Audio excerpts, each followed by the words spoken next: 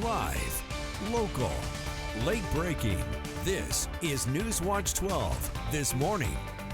Good morning. The time is 6:30 on August 5th. Welcome to Newswatch 12 this morning. I'm Carlos Murrieta. We first want to turn over to Storm Tracker 12 meteorologist Sarah Kress for a look at our Tuesday. And Sarah, I know just me as well, I know you're happy as well to see that sunshine in the forecast. I'm definitely excited. Listen, I love thunderstorms, great to see, but when you get them for 2 weeks straight, sleep is no longer an option sometimes. So we're definitely looking into better conditions for today. Bright skies across the region, thunderstorm free. Highs will remain comfortable for us. Breezy winds into your afternoon. So overall, great day to be heading outdoors if you have the time. Here's a look out at Medford this morning where we are seeing clear skies for us. Current temperatures as you're waking up, we're at 56 degrees. Pretty calm overall. Around the rest of the region, we're at 54 to Grants Pass, 52 to Brookings, over to Gold Beach as well. Brookings, you might see a little bit of marine layer clouds this morning, but they should be working their way out. As we work our way areas over east side, 44 to Klamath Falls, down to Northern California, 47 from Montague and Mount Shasta. But take a look at Chemult this morning, 34 degrees. So definitely going to be feeling a chill into the air if your area is over east side this morning. But you can expect those temperatures to climb into the 80s later today. Over into the Rogue Valley, lots of sunshine ahead. Temperatures climb into the upper 80s for us. Like I mentioned, east side you'll be into the 80s, upper 70s. Into Northern California, expect those temperatures into the 80s as well. Now into the next couple of days, it is going to be less stormy for us and quieter for this week. I'll have more details on what you can expect in the days ahead coming up in your next forecast. And new this morning, Ashlin city councilors are preparing to make a final decision on the proposed pay increases for management staff. Now this comes after months of service cuts and fee hikes as a protest is scheduled for today. Tensions are high as city council moves closer to voting on a pay structure that will raise salaries for management, with some positions found to be underpaid according to a recent compensation study. But even council members are frustrated with the process and they want all the details to be laid out before making that final decision. Due respect, I mean, this is a study session and I was hoping we could get it all out on the table here so we don't have any surprises for tomorrow. So with all due respect, Councilor Bloom, I think this is the place where I want everything laid out for me personally, so I'm the best prepared for tomorrow. City staff says these adjustments are market-based and aim to retain talent, but residents are pushing back, citing recent service cuts, fee increases, and a lack of transparency.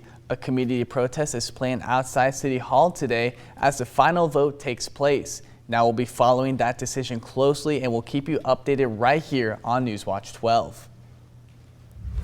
And Southern Oregon University has spent weeks working to address major budget concerns, and the latest plan will cut 15 majors, 11 minors, and potentially 64 full-time jobs. Newswatch 12's Grace Ritz looked into these changes and what it could mean for the SOU community. Cuts to major and minor programs could potentially affect roughly 64 employees, but the real concern is what it means to the students right now. Yeah, my brother is actually, he's starting as a freshman this upcoming year. But obviously, my brother coming in, I'm worried about it for him, if he's maybe going to need to go somewhere else or what that's going to look like. And yeah, all the other students that have more time to go that I've gotten to know. And also the faculty, like the professors that have really impacted me, like I worry about their jobs. It's that fear that has the president, Rick Bailey, taking these steps to cut its budget 15% over the next 3 years to make up for a $5 million budget shortfall. But there are some things that are within our control, and we have to own that. And we have to talk about a culture shift. And we have to talk about how we're going to think differently about how we take care of each other and mostly how we take care of students. These proposed cuts will save the school over $10 million. Now we reached out to the university for comment, but we haven't heard back yet. Now this is all a developing story and we will update you as we hear more, and you can find more information on the cuts and plans on our website at kwrv.com. And moving into our fire watch, firefighters are continuing to respond to the Orleans complex in the Klamath and Six Rivers National Forest. And the Big Cliff Fire remains a priority as it poses a threat to both natural and cultural resources. That fire is burning around 546 acres this morning with 2% containment. Heavy smoke is expected to continue as firefighters also brace for wind impacts. A portion of the Pacific Crest Trail remains closed. And also in the Orleans complex, the Butler fire has not grown for several days, and that fire is now 93% contained, and crews don't expect it to move beyond its current footprint. A few areas are still smoldering, but firefighters are monitoring those areas and mopped up as needed.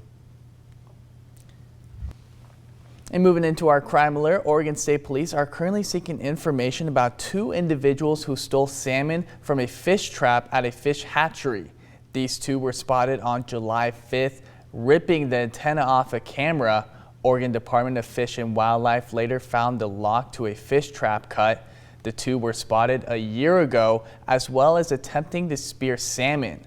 Both times they were both with a black German Shepherd, and OSP says they're unsure how many salmon were netted, but they ask anyone with information to call their tip line, and a closer look at this case can be found on our website.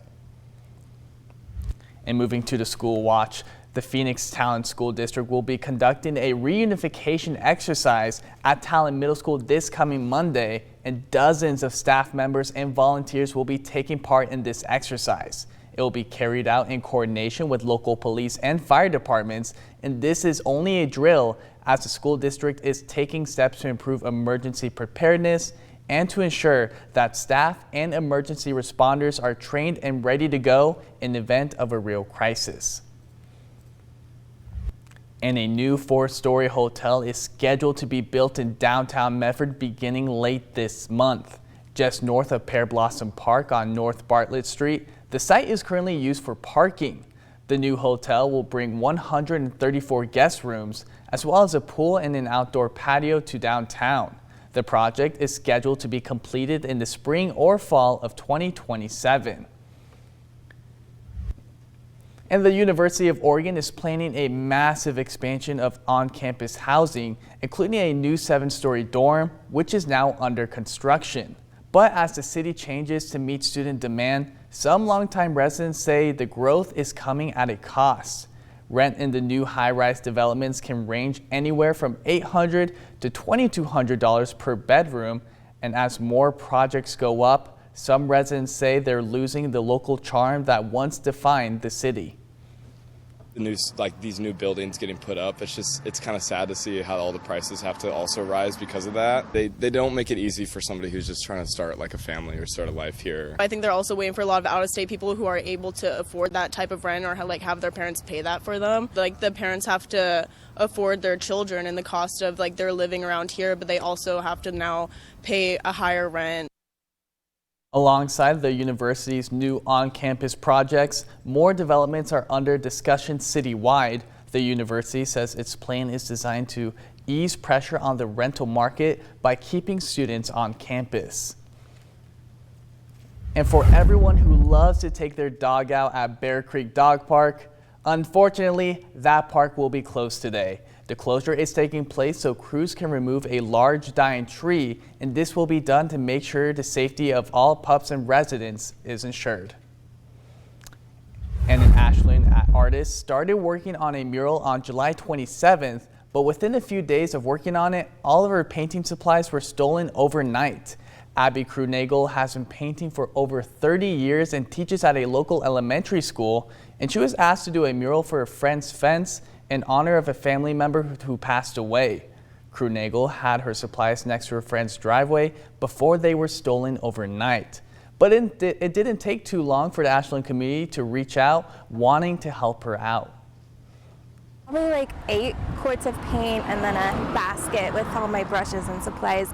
Unfortunately, they had taken 5 of the 8 quarts and my basket with all of my supplies. I was pretty upset, but this has really, it's really been amazing to see just how everyone has kind of gathered around and really tried to help me out. People have been donating to Krunagel so she could buy more supplies, or they even just drop it off to her in person. She even says someone from Brookings reached out to her, wanting to hire her for work. And Medford firefighters responded to a person suffering an allergic reaction in February, and those firefighters had the opportunity to meet that patient once again. On February 16th, firefighters and EMTs performed a high-risk procedure that ultimately saved the patient's life. These first responders got to hear stories from her life, and Medford Fire says it's just a reminder of the privilege that they have in serving in the community.